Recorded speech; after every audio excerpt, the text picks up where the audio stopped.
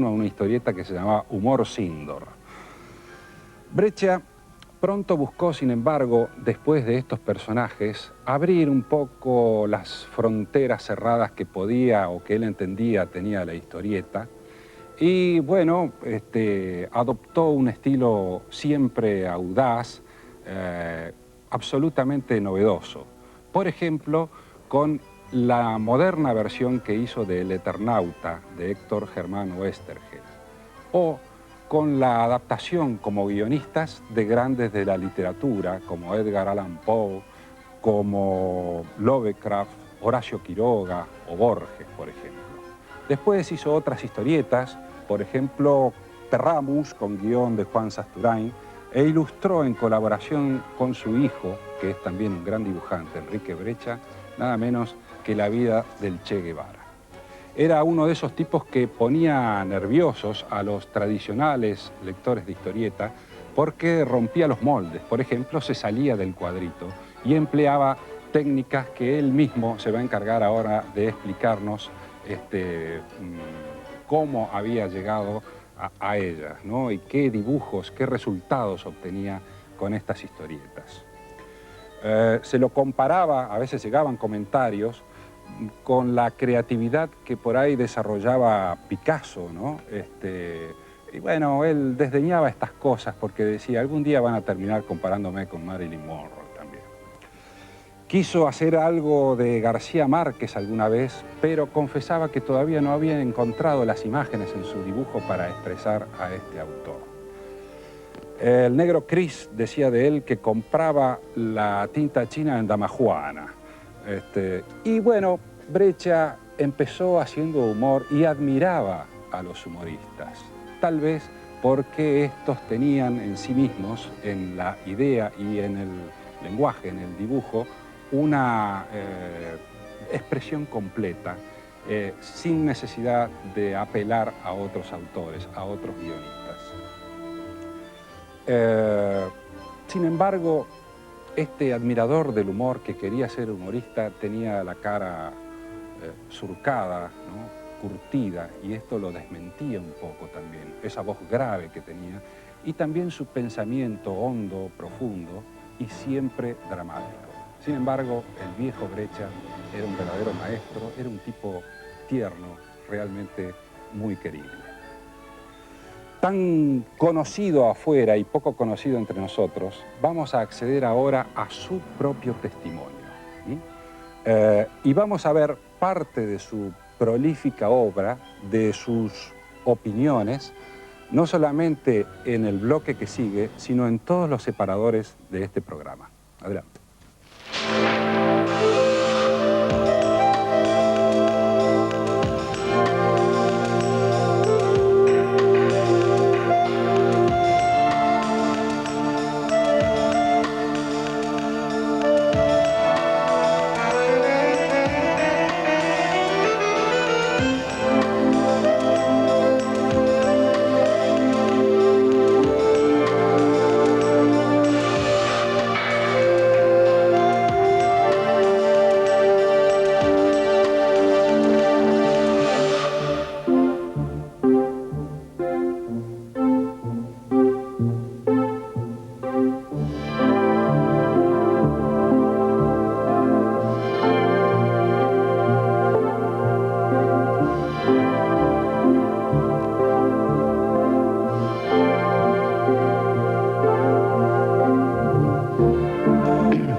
Decir que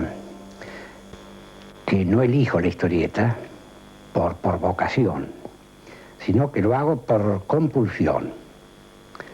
Yo era obrero en una fábrica, desempeñaba una tarea muy desagradable, un oficio penoso en los mataderos, y la única salida era dibujar, para lo cual yo tenía cierta habilidad. Digamos que no era un dibujante brillante, ni mucho menos.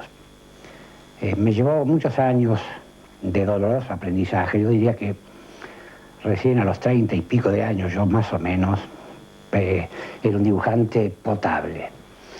De manera que, para escapar un poco al trabajo tan desagradable, comienzo a dibujar y a publicar gratuitamente primero. Y luego ganando una cifra irrisoria, no voy a decir la cifra ahora porque estamos tan fuera de dimensión en tiempo y en valores monetarios que nadie podría entenderla. Pero de todas maneras no me alcanzaba para comprarme un pañuelo.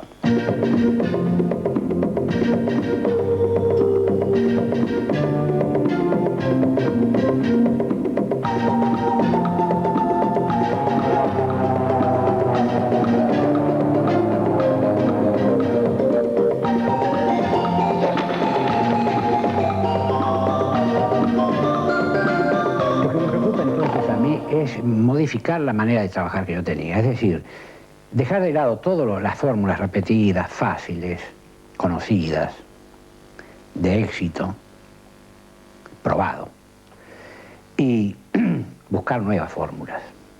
Muy lentamente, claro, no tenía tampoco mucho tiempo, porque era una historieta que creo que salía mensualmente o quincenalmente, no me acuerdo ya. Pero dentro de ese escaso tiempo, porque yo debía seguir haciendo lo otro, porque con esto solo no podía vivir, voy buscando nuevos caminos, nuevos efectos de luces, nuevos enfoques.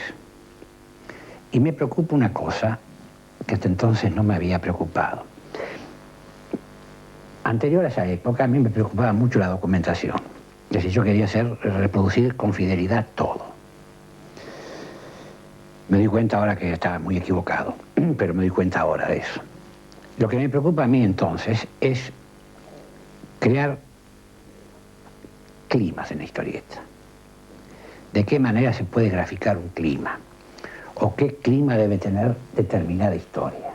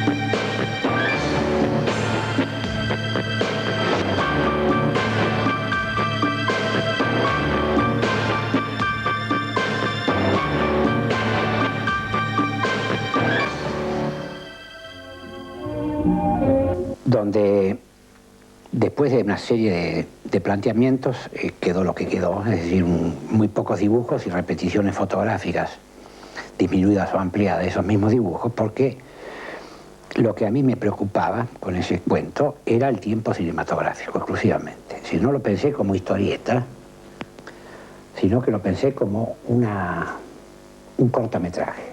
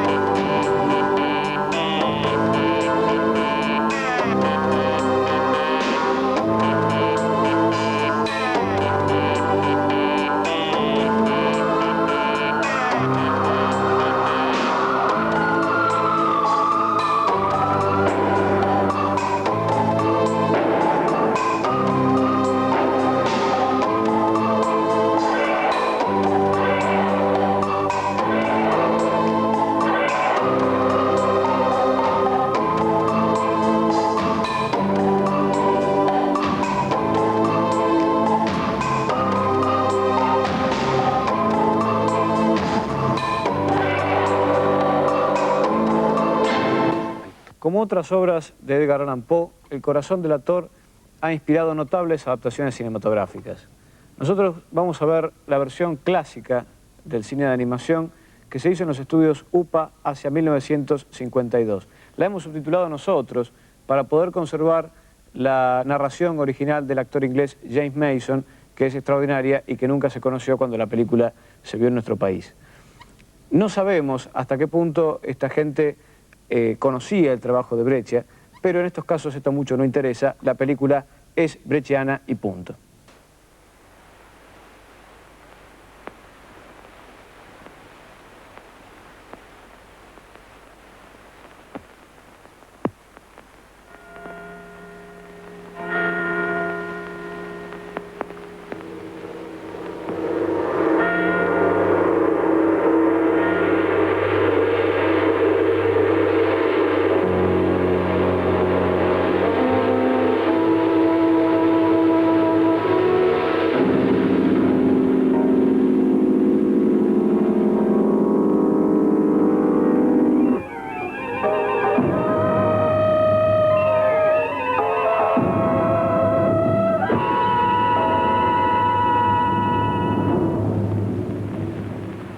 True, I'm nervous.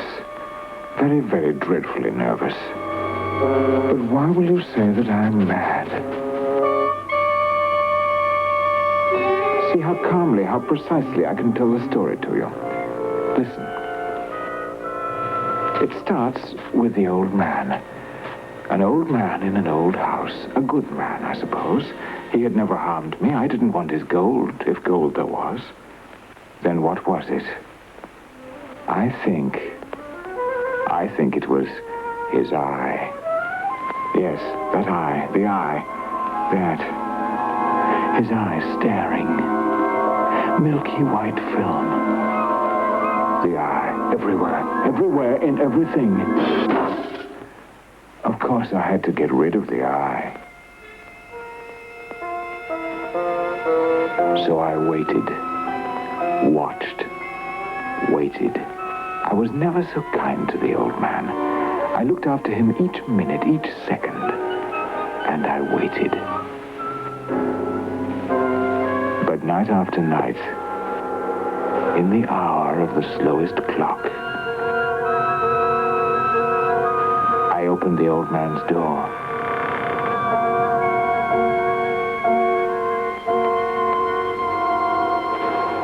The eye was always closed. For 7 days I waited. You think me mad? What madman would wait, could wait so patiently, so long? In the old house. With the old man and the eye that... Then on the 8th night, I knew. Tonight. Still, I waited. While time slowed. Stopped. Ebbed out. A watch's hand moved more quickly than mine. Then... What? No!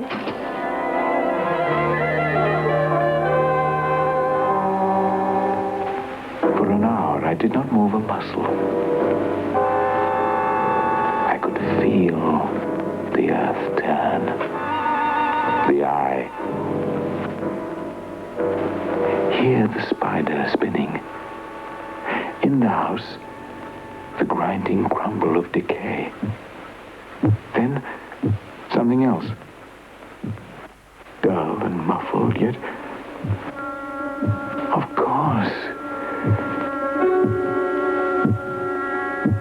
It was the beating of the old man's heart. He knew. So strong for such an old man.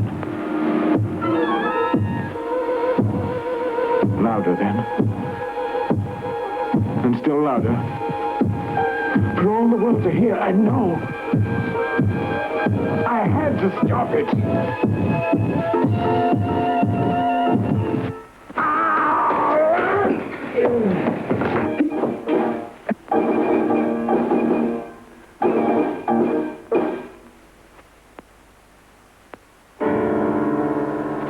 it was over. The heart was still. The eye was dead. I was free.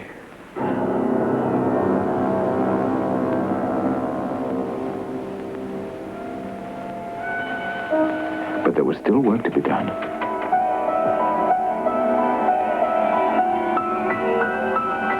I replaced the planks so cleverly, no eye, not even his, could have found anything wrong.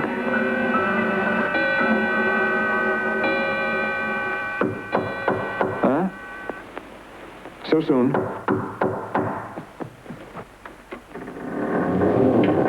The neighbors reported a scream. We're obliged to investigate. A scream?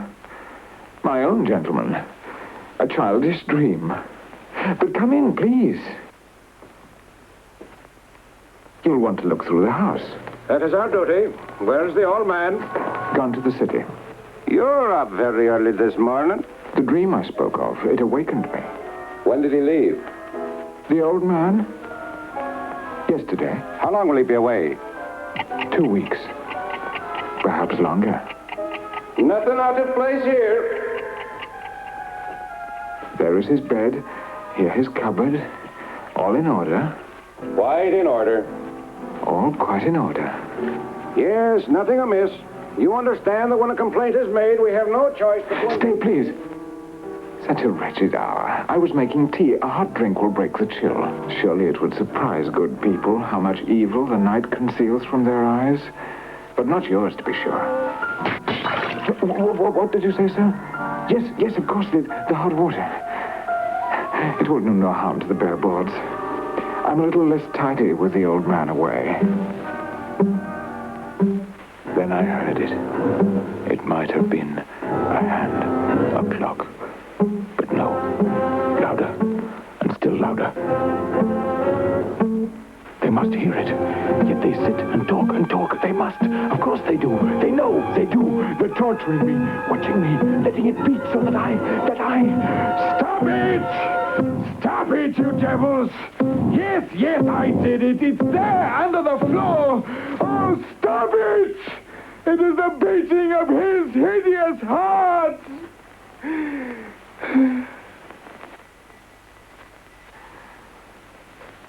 True, I'm nervous. Very, very dreadfully nervous. But why will you say that I'm mad?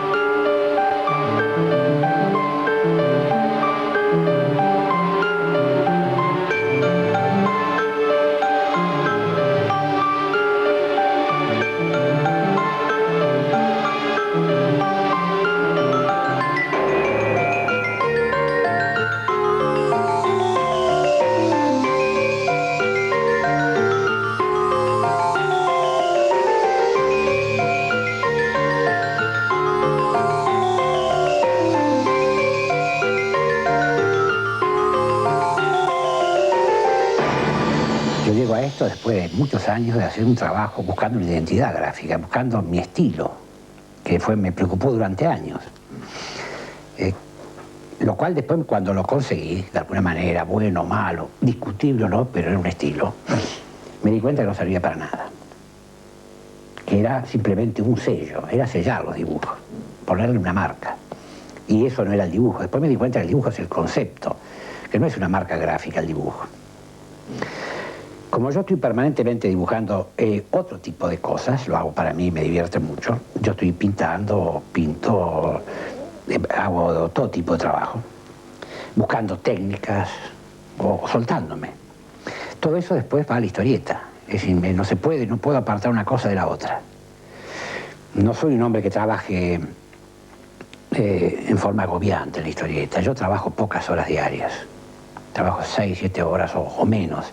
Cuando yo noto que me estoy cansando, que pierdo interés en lo que estoy haciendo, en ese preciso momento, aunque lleve una hora dibujando, dejo. Porque a partir de ahí yo estoy empezando a estropear el trabajo. Es decir, ya perdí el amor por lo que estoy haciendo. Entonces paso a otra cosa. Hago dibujos para mí, usando todo tipo de material, óleo, acuarela, carbón, lo que sea. No importa con qué, no importa qué. Eso, claro, después va a la historieta, pasa inevitablemente. Y entonces la historieta mía es poco historieta y es poco comercial.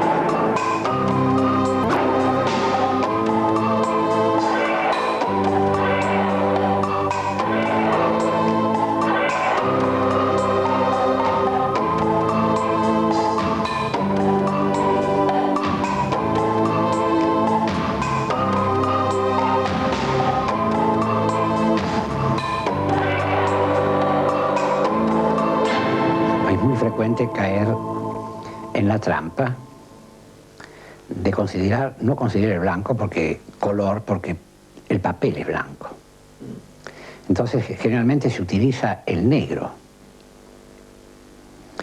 se dibuja con negro y el blanco no se lo tiene en cuenta porque es papel. Pero si yo voy a hacer una historieta en blanco y negro sobre papel verde, yo tengo que usar el blanco como color.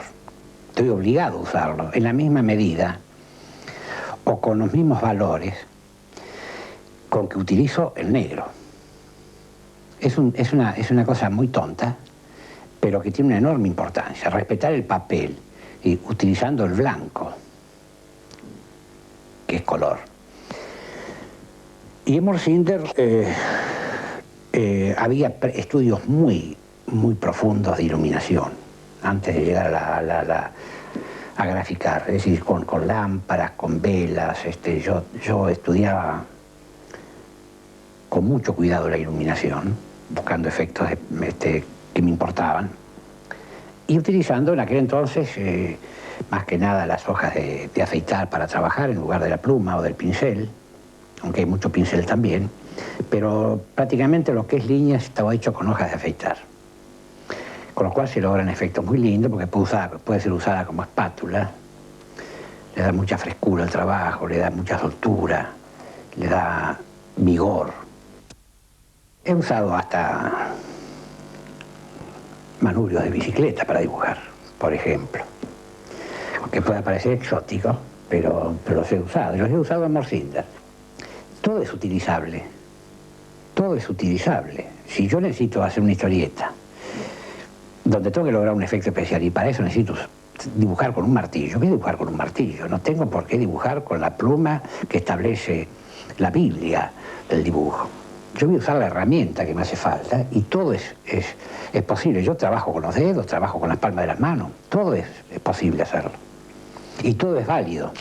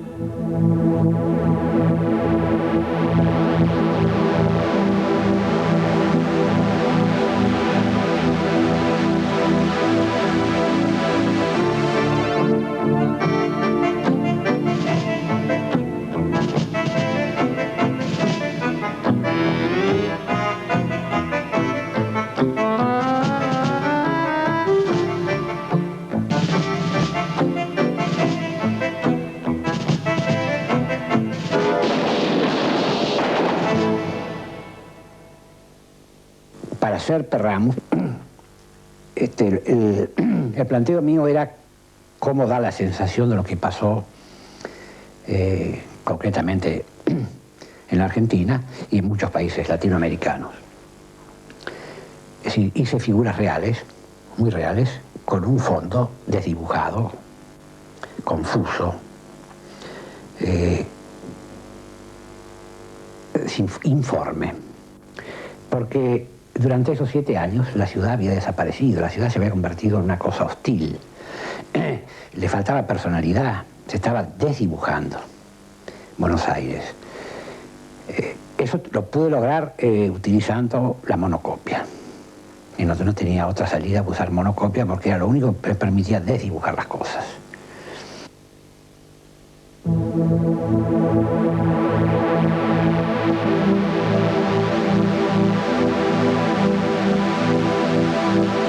hombre ha vivido esa opresión, esa arbitrariedad, esa impunidad del poder, esa injusticia, la hemos vivido todos. Y yo creo que cada cual en su medida trata de reflejarlo y hacer una crítica de eso, puede combatirlo como pueda, con las armas que tiene a su alcance.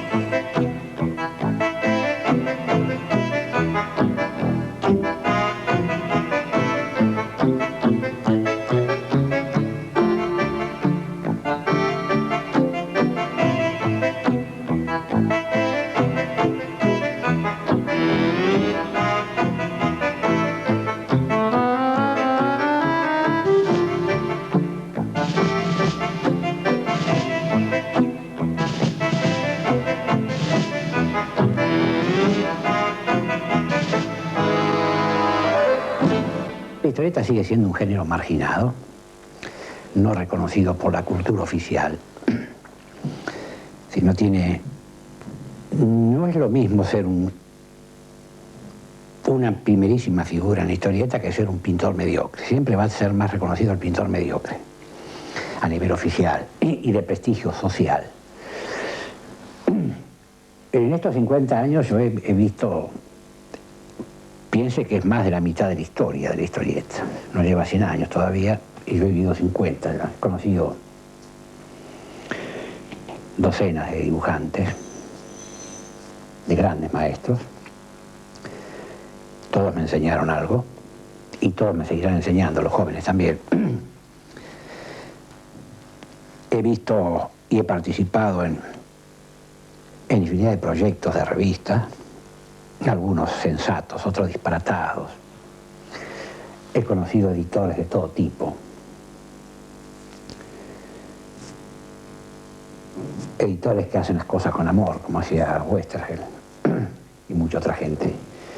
Y otros que simplemente editan revistas como podrían fabricar medias, con el mismo amor. De manera que si tuviera que hacer un balance, yo creo que la historieta todavía no ha dado todo lo que tiene que dar. Y no lo ha dado no porque no haya gente valiosa, que la hay, y muy valiosa, y mucha gente, sino porque yo creo que faltan los editores valiosos. Yo creo que la historieta no puede ser tomada como un producto marginal y que pueda ser explotado de esa manera, condicionando al creador por políticas editoriales equivocadas o poco nobles. La historieta, el día que esté dibujada, guionada, editada, distribuida con amor, va a ser un género digno. Le falta todavía, a mi criterio, recuperar dignidad. Y la dignidad no la hace solamente uno de los que participan en la creación de la historieta. La hacen todos, incluyendo los críticos.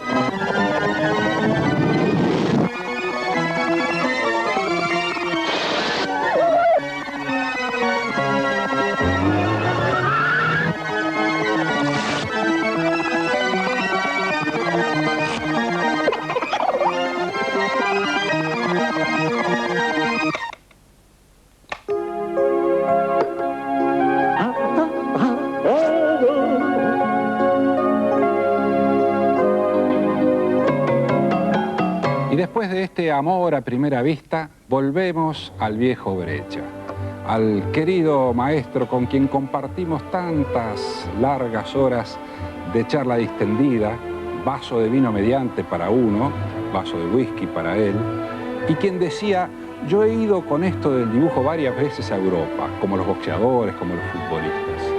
Sin embargo, eso a mí no me impresionaba. Uno se asombra una sola vez en la vida. Y yo me asombré cuando vine de Mataderos al centro.